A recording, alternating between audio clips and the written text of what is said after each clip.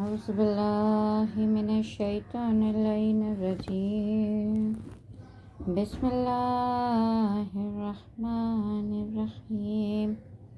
محترم ناظرین السلام علیکم۔ امید ہے آپ سب خیر و عافیت کے ساتھ ہوں گے۔ خدا آپ تمام لوگوں کو ہر آفت اور بلائی ناگہانی سے محفوظ رکھے۔ آج اس سیشن میں ہم گفتگو کریں گے حج کے حوالے سے اور ماہ ذی الحج جس کا آغاز ہو چکا ہے، اس مہینے میں کیے جانے والے اعمال کیا ہیں۔ ماہ ذی الحج جیسا کہ آپ جانتے ہوں گے کہ یہ قمری کیلنڈر کا آخری مہینہ ہے، یعنی جو اسلامی کیلنڈر ہم اور آپ فالو کرتے ہیں وہ کون سا کیلنڈر ہے؟ کہا یہ قمری یعنی لونر کیلنڈر کہلاتا ہے، کیونکہ یہاں تاریخ چاند کے اعتبار سے طے کی جاتی ہے۔ لیکن چونکہ آج ہم ویسٹرنائزڈ کلچر میں رہ رہے ہیں، آج کے دور میں جو ہے ہر جگہ سولر کیلنڈر کا استعمال ہو رہا ہے، اس لیے زیادہ تر لوگ جو ہیں اس کیلنڈر کا استعمال کرتے ہیں، یعنی جنوری فروری یہ جو کیلنڈر ہوتا ہے ہم اس کا استعمال کرتے ہیں۔ اور بعض اوقات جو ہے لیکن عزیزوں ہم اور آپ اسلامی، چونکہ ہم اسلام سے تعلق رکھتے ہیں، اس لیے ہماری ایک ذمہ داری، ایک فریضہ یہ بھی ہے کہ ہم اسلامی کیلنڈر کے تمام مہینوں کے نام کو جانیں۔ ان کی اپنی فضیلت ہے، ان کی اپنی اہمیت ہے، ان کے بارے میں بھی ہمیں پتہ رہنا چاہیے، کیونکہ بعض اوقات ایسا ہوتا ہے کہ ہم اپنے ویسٹرنائزیشن میں اتنے زیادہ مشغول ہو جاتے ہیں کہ ہم اپنی اسلامی چیزوں کو فراموش کر ڈالتے ہیں۔ بہرحال مجھے گفتگو اس پر نہیں کرنا ہے، مختصر سا میسیج یہ دینا ہے کہ یہ ماہ ذی الحج جو اب ہمارے درمیان آ چکا ہے، یہ آخری مہینہ ہے اور فضیلتوں کے اعتبار سے بہت ہی اہم ترین مہینہ ہے۔ یوں تو بنایا ہوا ہر مہینہ جو ہے وہ اللہ کا مہینہ ہے، ہر سات بنائی ہوئی اللہ کی ہے، ہر دن بنایا ہوا اللہ کا ہے، ہر رات بنائی ہوئی اللہ کی ہے، مگر اللہ نے بھی ان ساری چیزوں میں کسی نہ کسی دن کو، جیسے مثال کے طور پر اگر دن کی مثال لی جائے تو اللہ نے دن تو سب اللہ نے بنائے ہیں، پیر ہو، منگل ہو، بدھ ہو، یہ سارے دن جو ہیں کس کا بنایا ہوا ہے؟ اللہ کا بنایا ہوا۔ لیکن اس میں اللہ نے کیا کیا ہے؟ جمعے کے دن کو امتیاز دے دیا ہے، جمعے کے دن کو بالکل منفرد کر دیا ہے۔ جمعے کو کیا کہا گیا کہ یہ جو ہے دنوں کا سردار کہا گیا ہے۔ اس دن کی اپنی بڑی فضیلت ہے، مجھے آج اس کے حوالے سے گفتگو نہیں کرنا ہے۔ اسی طرح اگر آپ رات کو دیکھیے تو رات میں شب جمعہ کی بڑی فضیلت بتائی جاتی ہے۔ اس شب کے بارے میں ہمارے چھٹے امام جعفر صادق اللہم صلی علی محمد وآل محمد کہتے ہیں کہ ہمیں شب جمعہ کی برکتوں کا انتظار کرنا چاہیے، کیونکہ اللہ جو ہے اس دن اپنے بندوں کے لیے برکتیں نازل کرتا رہتا ہے۔ اسی طرح اگر گھڑیوں کو دیکھا جائے، ساعتوں کو دیکھا جائے تو کہا جاتا ہے کہ جو نماز صبح سے پہلے اگر اٹھ کر جس ساعت میں نماز تہجد پڑھنے کے لیے کہا گیا ہے وہ ساعتیں بڑی مبارک ہوتی ہیں، اور مہینوں کے اعتبار سے اللہ نے جو 12 مہینے بنائے ہیں ان میں سے 4 مہینے ایسے ہیں جسے اللہ نے حرمت والا مہینہ کہا ہے۔ حرمت سے مراد کیا ہے؟ احترام والا مہینہ، اور اس مہینے کے فضائل بہت سے ہیں۔ اور وہ 4 مہینے کون سے ہیں؟ کہا ایک مہینہ وہ ہے جسے ہم ذی القعدہ کہتے ہیں جو گزر چکا ہے۔ دوسرا یہ ذی الحج ہے جو ابھی ہمارے درمیان موجود ہے، چل رہا ہے، جس کا آغاز ہو چکا ہے۔ کہا اس کے بعد آنے والا محرم۔ یہ 3 مہینے پے در پے جو ہے انہیں حرمت والا مہینہ کہا گیا ہے، اور چوتھا مہینہ جو ہے وہ رجب کا مہینہ ہے۔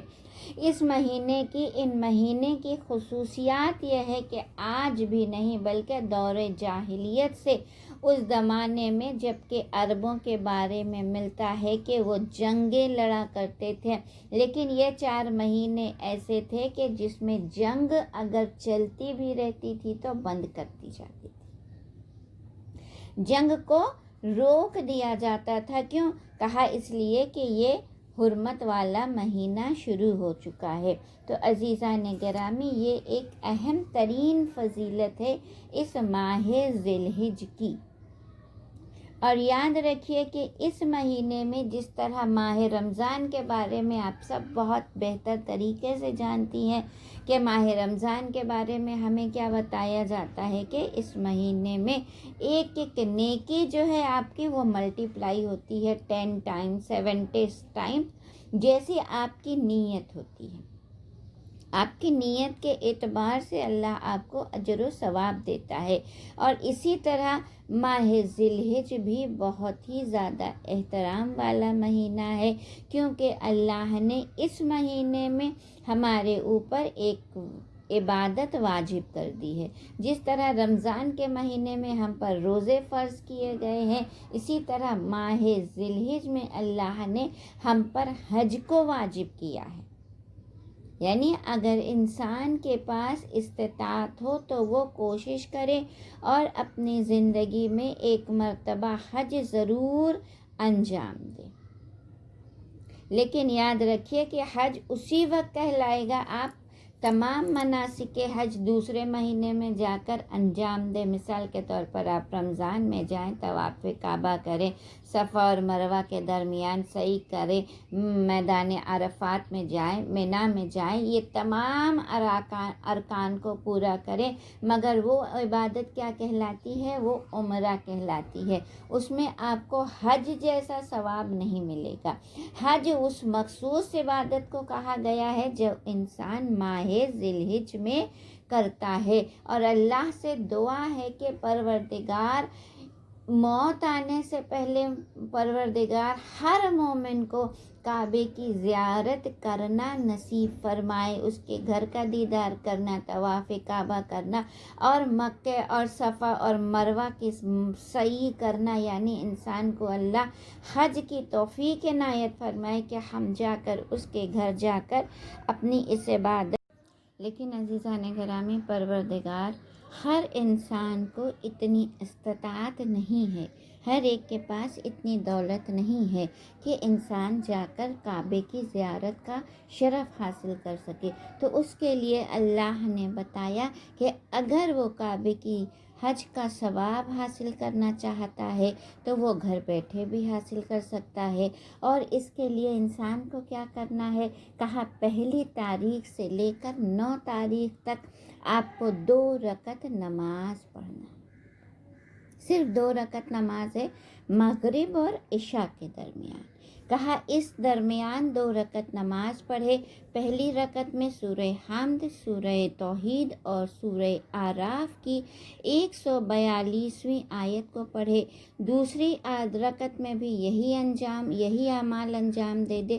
کہا یہ اگر انسان یہ 2 رکعتی نماز پڑھ لیتا ہے تو کہا اللہ اسے حجاج کعبہ کے ثواب میں شریک کر لیتا ہے۔ تو یہ پہلی چیز ہے۔ کہا دوسری چیز ہے، اگر انسان 1 تاریخ سے لے کر 9 تاریخ تک ماہ ذی الحجہ میں روزہ رکھتا ہے، کہا اگر یہ روزہ رکھ رہا ہے انسان تو گویا اسے ساری زندگی روزہ رکھنے کا ثواب مل رہا ہے۔ یاد رکھیے عزیزو، یہ چھوٹے سے اعمال ہیں جنہیں اگر ہم کریں تو اللہ ہمارے درجات کو بلند کر دیتا ہے۔ اس کے علاوہ جو تیسری چیز اور جو سب سے امپورٹنٹ چیز ہے وہ ہے 9ویں ذی الحجہ کا دن، جسے ہم روز عرفہ کہتے ہیں۔ یہ وہ عظیم دن ہے کہ جسے عید سے تشبیہ دی گئی ہے، اور یہ وہ دن ہے کہ جب اللہ نے اپنے بندوں کو اطاعت اور عبادت کی طرف بلایا ہے۔ اس دن شیطان دھتکارا گیا، اللہ نے اسے اپنی بارگاہ سے نکال دیا۔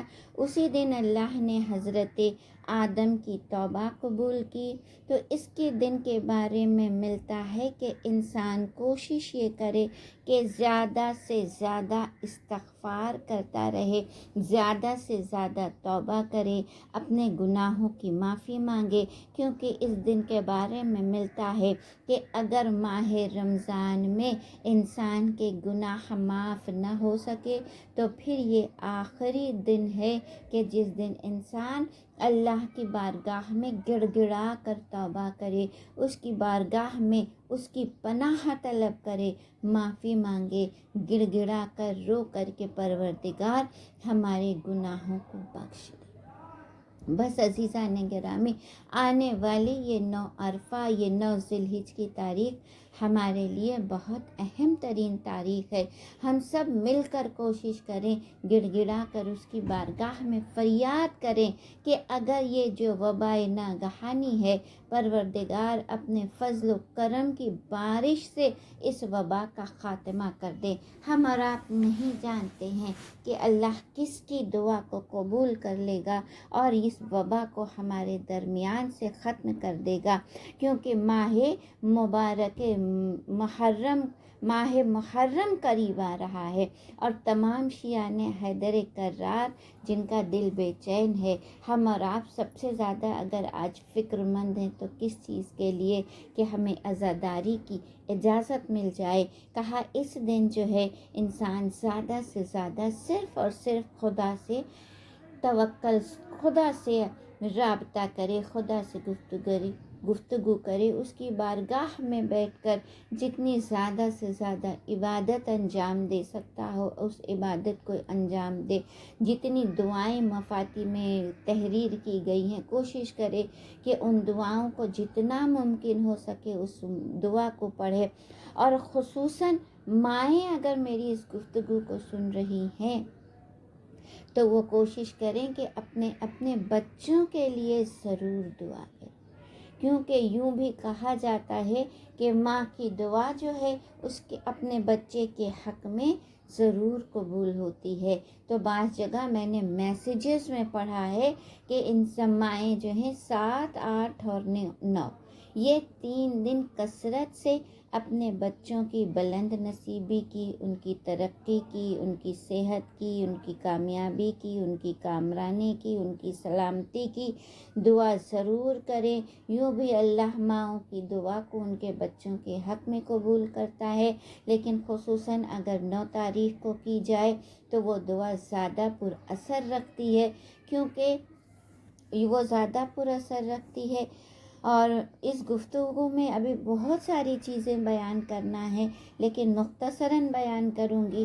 کہا اس کے علاوہ اس دن 2 رکعت نماز ہے جو اعمال عرفہ کے اعتبار سے بعد نماز ظہرین ادا کرنا ہے، اس نماز کو ادا کرے، اور اس کے بعد ایک دعا ہے جو امام حسین سے منسوب ہے، جس دعا کو امام حسین نے بہت عاجزی کے ساتھ پڑھا ہے۔ اگر آپ مفاتی کھول کر اس دعا کی تفصیل، یا اگر آپ کے پاس ڈیوائن پلس ہے، آج کل ماشاءاللہ موبائل ہے ہمارے پاس، ہم جب چاہیں یوٹیوب پر جا کر ان ساری دعاؤں کو ایکسس کر سکتے ہیں، بآسانی نکال سکتے ہیں۔ کہا آپ جا کر اس دعا کو پڑھیں، طولانی دعا ہے جہاں مولا نے کس طرح خدا کی بارگاہ میں گڑ گڑا کر فریاد کی ہے۔ ہاں عزیزان گرامی، جب دعا کو پڑھیے اس کے ساتھ اس ترجمے کو ضرور پڑھیے گا، کیونکہ جب آپ اس دعا کا ترجمہ پڑھیں گی تو آپ کی روح جو ہے جس کیفیت سے گزرے گی اس کا اندازہ آپ نہیں لگا سکتی ہیں، جو ایک سرشاری کی کیفیت ہوگی، جو ایک سکون کی کیفیت ہوگی، جو ایک طمانینت انسان کو ملتی ہے۔ کہا اس دعا میں اس دعا کا ایک مشہور جملہ میں آپ کے سامنے بیان کروں کہ جہاں مولا حسین جب خدا کی بارگاہ میں گڑ گڑا رہے تھے تو انہوں نے کیا کہا کہ پروردگار اس نے کیا کھویا جس نے تجھے پا لیا، اور اے پروردگار اس نے کیا پایا جس نے تجھے کھو دیا۔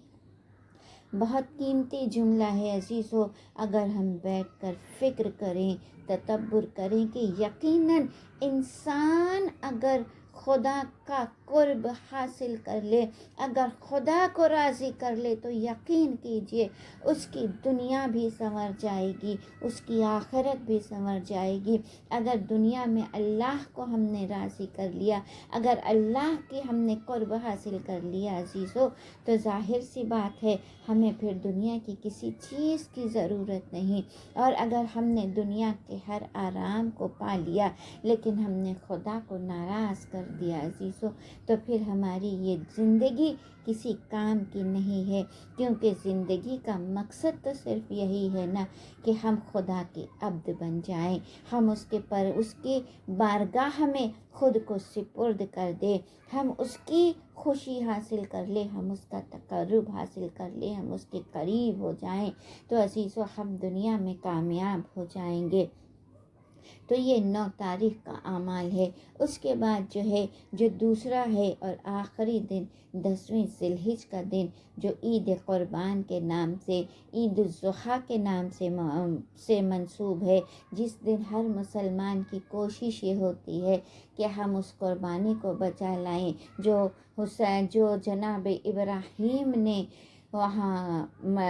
جو جناب ابراہیم نے ادا کی تھی، جب انہوں نے اپنے بچے کو ذبح کیا تھا، اور اس بچے کی جگہ اللہ نے دمبا بھیجا تھا تاکہ ان کی قربانی بھی پوری ہو جائے، ان کی قسم بھی پوری ہو جائے، اللہ کی قربانی بھی پوری ہو جائے۔ تو آج مسلمان جو ہے اس قربانی کو بڑے ذوق اور شوق سے منانے کی کوشش کرتے ہیں۔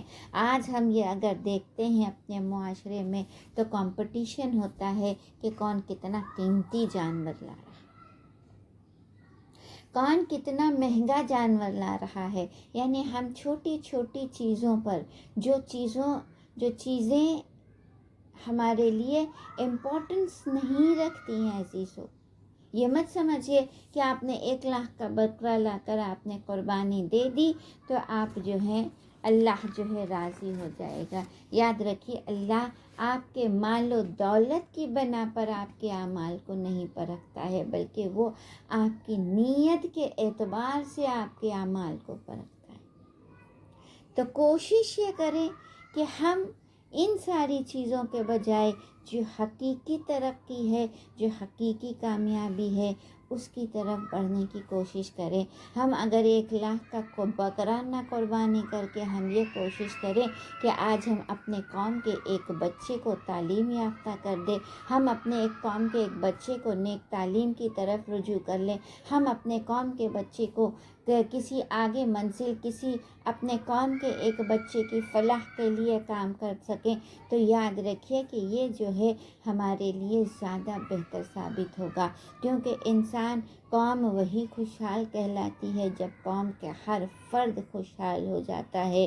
بس عزیزان گرامی، تو اس دن قربانی کا دن ہے، خوشیوں کا دن ہے، اور آپ جب اپنے گھروں میں خوشیاں منائیے تو انہیں بھی ضرور یاد کر لیجئے کہ جو دولت نہ ہونے کی بنا پر خوشیوں سے محروم ہیں۔ کوشش یہ کیجئے کہ اگر آپ کے پاس پڑوس میں کچھ ہوں کہ جن کے پاس کسی بھی چیز کی رزق کی تنگی ہو تو انہیں خوش کرنے کی کوشش کریں، کیونکہ ہو سکتا ہے آپ کے اس عمل سے بھی خدا آپ سے زیادہ راضی ہو جائے گا۔ اور اس کے بعد جو ہے عزیزو انشاءاللہ اور آگے میں اس حوالے سے گفتگو کروں گی۔ اس کے علاوہ بھی 2 عیدیں اور بچتی ہیں، ایک عید غدیر ہے، ایک عید مباہلہ ہے۔ انشاءاللہ اس کے بارے میں جو ہے اگلے ویڈیو میں اس پر گفتگو کروں گی، اور اس دن کی اہمیت کے بارے میں، اس دن کی اہمیت کے تذکرہ کروں گی۔ خدا حافظ۔